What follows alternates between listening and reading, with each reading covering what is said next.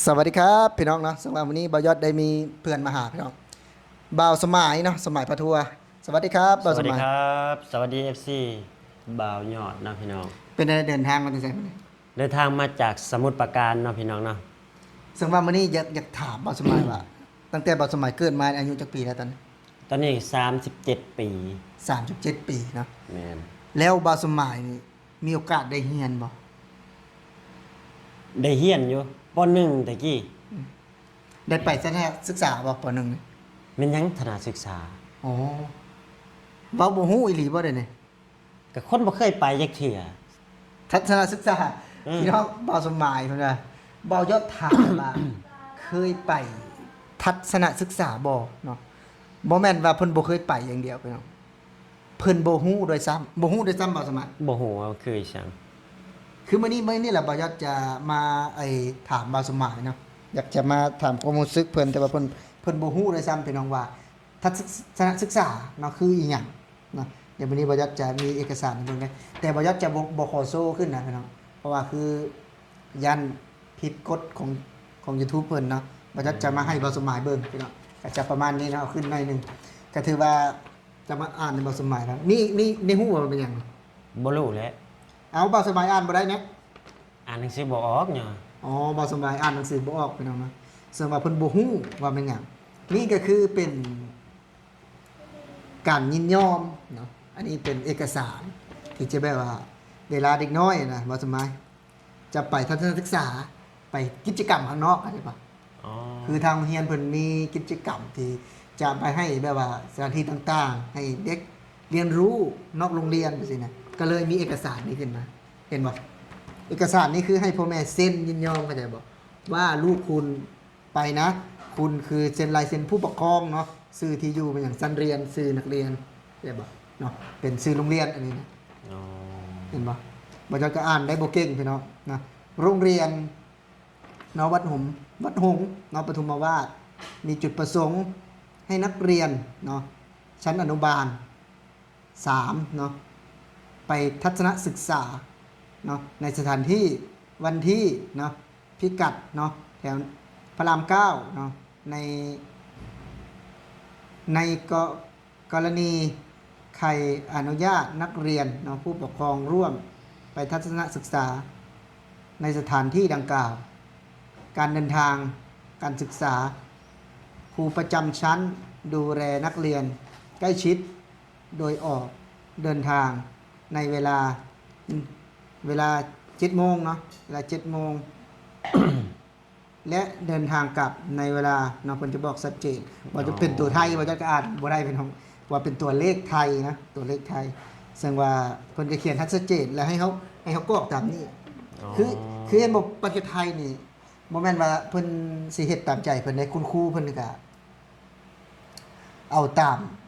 ที่แบบว่าให้มันมีมาตรฐานที่แบบว่าไปแล้วจะบ่ยากคือพ่อแม่ต้องเซ็นยินยอมก่อนทัศนศึกษาบ่สมัยยังงงอยู่ว่าทัศนศึกษาคืออีหยังเนาะคนลาวเฮานี่บ่จักเชื่อนะยังงงอยู่ทัศนศึกษาบ่เคยได้ไปบ่เคยได้ไปอยู่บ้านก็บ่มีแบบนี้มีบ่แบบนี้บ่สมัยที่แบบว่ามีให้เด็กๆเนาะไปทำกิจกรรมข้างนอกอย่างเช่นเนาะมันบ่สมัยมี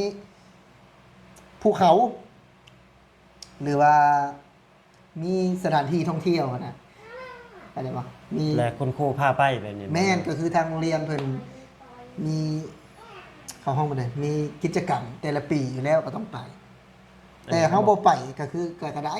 ได้บ่แต่ถ้าหากว่าเฮาไปคือจะบ่แม่นเว้าปักเป้าเด้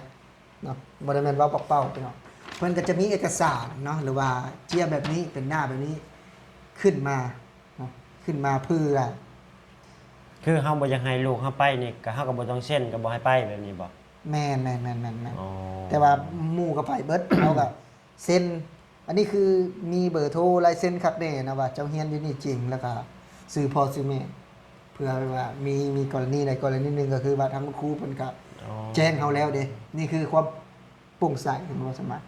คือบ้านบ่สมัยนี่มีบ่แบบนี้อ่ะบ้านบ่สมัยบ่มีมีโรงเรียนเนาะบ้านบ่สมัยมีโรงเรียนแต่ว่าบ่เคยมีไปแบบนี้จักเทื่อแล้วก็บ่เคยเห็นแบบว่าเพิ่นพาลูกศิษย์ของเพิ่นนี่ไปออกไปเที่ยวไปเฮ็ดกิจกรรมอิหยังก็บ่มี ออกกิจกรรมข้างนอกนี่คือบ่มีเนาะ บ่มี คือจังบ่าวสมัยนี่จะเป็นคนทางฝั่งสปปลาวเนาะ แม่น โรงเรียนอยู่ในบ้านนั่นก็มี มีโรงเรียนก็ได้ แล้วบัดนี้อยากถามบ่าวสมัยตื่นอีกว่า ในงานของวันครูน่ะบ้านบ่าวสมัยน่ะเขาเฮ็ดอะไรวันครูนี่มีหยัง วัน ไง ครูบ่ มีของขวัญบ่ ก็น่าสิมีนะ บ่นะเด็กนี่ต้องเอาของขวัญไปให้อาจารย์บ่ในวันนี้นะ อันนี้ก็บาสมายก็บ่ฮู้คือกันเนาะว่า อ๋อบ่าวสมัยบ่ได้เรียนเลย บ่ได้เรียน อ๋อบ่าวสมัยเพิ่นบ่ได้เรี แต่ ยนเล จากแล้ ยว ตอนนี้เขาน่ะสิมีมั่งเขาก็สิเฮ็ดมั่งเลยว่านั่นน่ะแล้วแต่เฮาสิไปให้แบบนี้นะมั่งนั่นของขวัญคุณครูวันครูวันหยังนี่แบบนี้นะ แต่ประเทศไทยบ่ได้มีนะครับสมัย บ่มี บ่ได้มีของขวัญบ่ได้มีหยังเลยเด็กนี่บ่จำเป็นต้องเอาของขวัญไปให้หนึ่งคือคนไทยนี่เพิ่นนั่นมีแต่พวงมาลัย บ่ คือไปไหว้คนไทยเป็นจะแบบนี้ได้ จะไม่เอาของขวัญจากนักเรียน แล้ววันครูเนี่ยบ่คือบ้านเราสมัยนี้อาจจะมีกินเหล้าดื่มเหล้าดื่มเบียร์เมนบ่สมัย แม่น แต่บ้านประเทศไทยนี่บ่มีได้อบ่สมัย บ่ เขาจับได้ โอ้ ไปกินเบียร์อยู่โรงเรียนน่ะบ่ได้มีนะบ่แม่นว่าสิ บางทีอยู่บ้านก็อาจารย์ก็ยังมึนอยู่ในนี้อยู่เด้ อ้าว มาสอนลูกศิษย์ เอาคือบ่สมัยตอนบ่สมัยเรียนนี่มีบ่ครูกินเหล้าแล้วไปสอนบ่สมัยตอน มีอ่ะชุมื้อนี้ยังอยู่ยังเฮียยังสอนลูกศิษย์อยู่เดี๋ยว อ๋อ นี้ เพิ่นยังอยู่ ครูที่สอนพวกข่อยตั้งแต่พุ่นน่ะ อ๋อยังมีชีวิตอยู่ ยังมีชีวิตอยู่ เพิ่นก็ยังเมาอยู่ เมา เพิ่นตีบ่สมัยตอนนั้น ตีแล้วเนาะไม่แสวายบักใหญ่นี่คันอ่านหนังสืออ่านก็ไกลข้อไขยังบ่ได้นี่เอาไปยืนขาเดียว ยืนว่าแขนแบบนี้ เออ ยืนว่าแขนแบบนี้ปุ๊บแล้วก็ยืนขาเดียวแล้วเอา คล้ายๆว่าทำโทษเนาะบ่สมัยนั้น ทำโทษ อ๋อคล้ายๆว่าทำ ผู้ใดอ่านได้ เขาไปนั่งผู้ใดอ่านบ่ได้ ยืนมาเรียนกัน คนที่อ่านได้นะคุณครูนี่เอาไม้นี่มาให้ครูที่อ่านได้มาตีแขนสมมุติต้องให้มันตรงๆแบบนี้ขันแขนตกลงอย่างนี้ตีแล้วเอาขึ้นมาอีกแบบนี้แบบนี้ได้ เออ ตะกี้นะ มันก็เป็นประสบการณ์บ่สมัยนี้บ่สมัยนี้โดนตีเลยแม่นบ่สมัย ตีจนหัวนู่นี่ อ่า